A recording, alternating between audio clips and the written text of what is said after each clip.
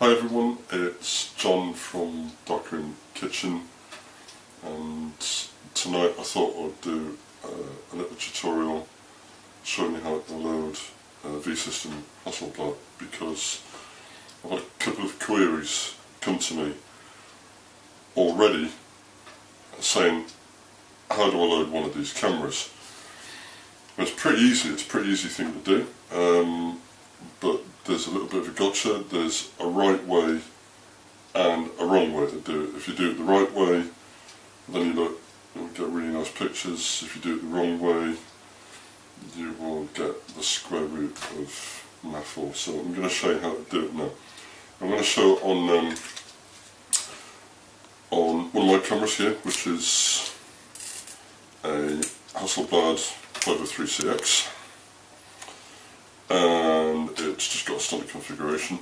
It's got the standard 8mm Zeiss lens, standard camera body, and this is the business end here. This is our A12 6X bag. Now, what you can do, it's entirely personal preference, but you can do the loading sequence with the magazine on the camera body. That's fine. You can do it like that if you want. You don't have to. You don't have to. And I'm going to demonstrate it with the magazine off. With the magazine off the body. So first thing we're going to do to get the magazine off the body, we're going to use our dart slide. And it's always good practice when you're using the dart slide to home it in one clean square movement like that, and I don't know if you can pick that out, but the hinge of the dart slide should be facing towards the body and the lens. Really shouldn't be pointing the other way. That's bad practice. So when the dart slide is in, we can get the magazine off. Before we do anything else, because we're exposing the rear shutter assembly, we're going to use one of these. Okay, that's a rear shutter. That's a rear shutter guide, and we're just going to clip that over on the back, just to make sure that we're not going to damage the mechanism on the back. So we're just going to put the camera over there. Okay, this is the nuts and bolts of what I'm talking about. Take the dart slide out, and let's just see what we've got. Inside we've got some of the key components of the magazine already. This dimply square plate, that's the pressure plate. That's the thing that's going to keep correct pressure on the film to promote a good, even, flat image.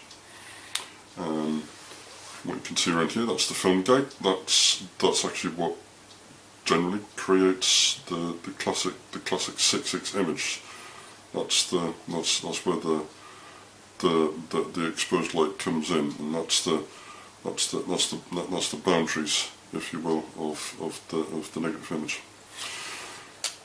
So to load it, what we do is we've got to get inside. We've got to get inside this bit here, and it comes apart by opening this key.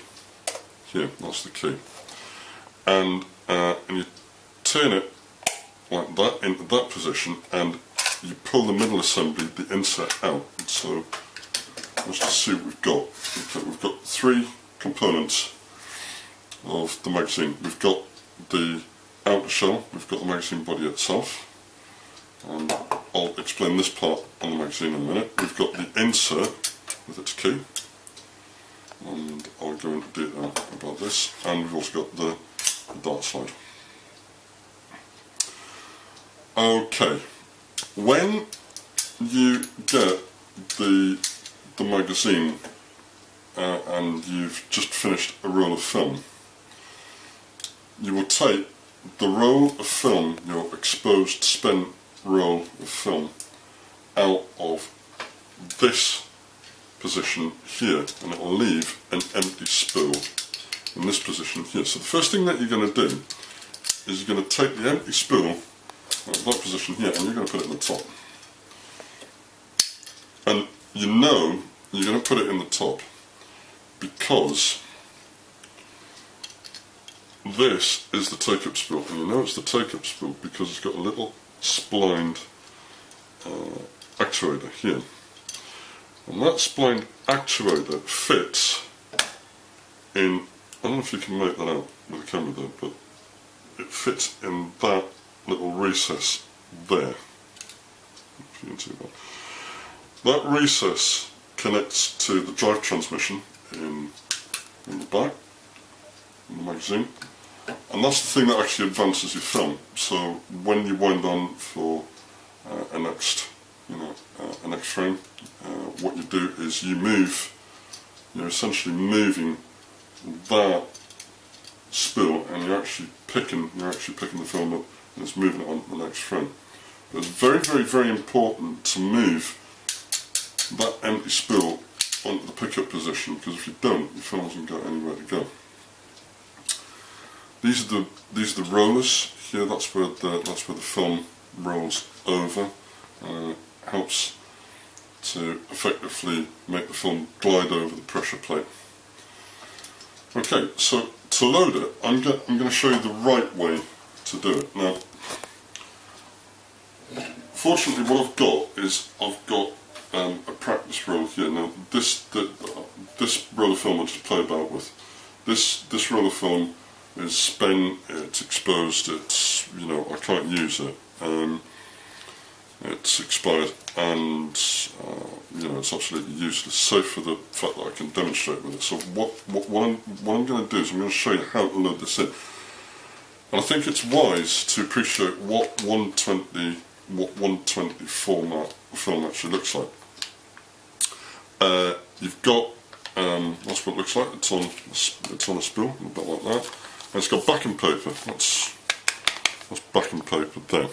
And the backing paper is black, it's completely opaque, light can't get through, and when you unroll it, like that, you've got various markings on the back of the backing paper. We're going to talk about those arrows in a minute. Comes out, comes out, comes out, comes out, and that there, obviously you won't see this for real, because if you did this under real conditions with a real live roll of film, you'd ruin the film straight away. But that's actually the film. That's actually the film substrate itself. That's the emulsion itself. That's the light sensitive film. And it's important, I think, to show this in this video because when you think about it, you have to make sure that you load the roll of film so that it's presented like that on the magazine insert, not like that. Okay, I think that's the real key take-home message. It has to be presented like that because it's going to be fitting in the insert like that, and obviously it's going to be facing the lens. That's where the light's going to be coming in. So to this end, with that in mind, I'm going to roll that back up, and this is how we load it. So you get your roll of film, and it'll have a little bit of sticky tape over it, like that.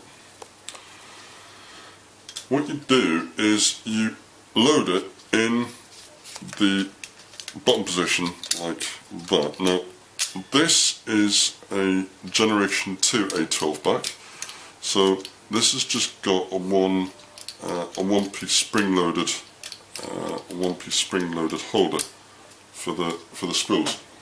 Some of the early backs, this is a Generation 1 A12 back, almost have spring-loaded ears, but so you can open it and and close the holders. These retainers are just like one piece. So we're just going to load the film in like this. Make sure it's all nice and snug round.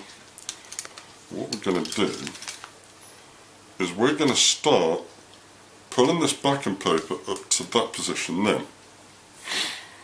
If you can make out this little strip of metal here, this is the retainer bar, and what you've got to do, the object is you've got to get the backing paper underneath this retainer bar. Now at the minute you can't do that, okay, So what you've got to do is you've got to turn the key around to that position.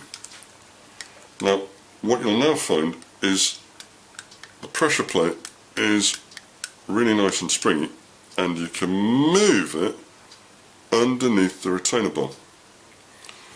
Now, from here, there are two derivations.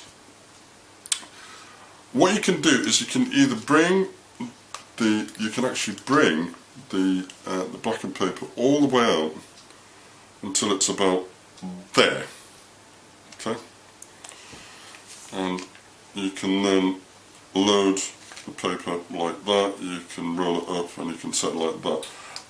I don't like doing it like that. It's just my own personal preference. So I'm going to show you this way. What I do, this is my own personal preference. I get the backing paper into this configuration under the retainer bar, and I get the little triangular bit of backing paper and I put it into the take-up spool like this, and I'll start rolling it around. Now, all the while I'm doing this, I'm just keeping a very, very light tension on the backing paper. I'm going to roll it round, I'm going to roll it round, I'm going to roll it round until, do you see what's happening?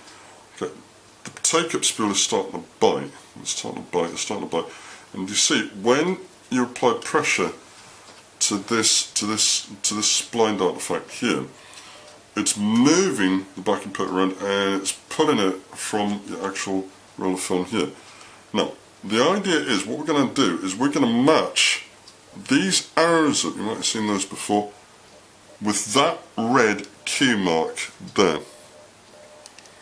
Now, if you see the arrows in that position with the Q mark, you're loading it right. If you don't, you've loaded it the wrong way. Stop, take the film off and load it the right way. When the film is in this configuration, what we're going to do is we're going to get our insert key and we're going to turn it around again so that locks the retainer bar in position. What we're then going to do now is we're going to get our magazine body and we're going to present our insert in like that. And we're going to click it closed. Okay. And that's it. And you'll notice now the backing paper should be really nice and flat. All the while, you know, you're making sure that there are no obvious signs of damage on your equipment, that there are no obvious sort of signs of damage on the you know, on the interface plate or anything like that. Okay, so when you've got your film like that, you get your dark slide, put your dark slide in, make sure it's honed, and you turn it around, and you've got this little windy crank on the side. Turn it around, turn it around, turn it around, turn it around, turn it around, turn it around, turn it around, and it stops. It won't go any further. Home it, I don't know if you can make that out as well. Frame counter reads 1, signal is reading white, it's ready to fire, and there's a little progress bar on the side here, and it's all silver. And when you go through the film, when you take exposure after exposure, what will happen is this will turn red. It'll keep going round, red, red, red, red, red, red, red, until it all fills up with red. You know then that the film is used.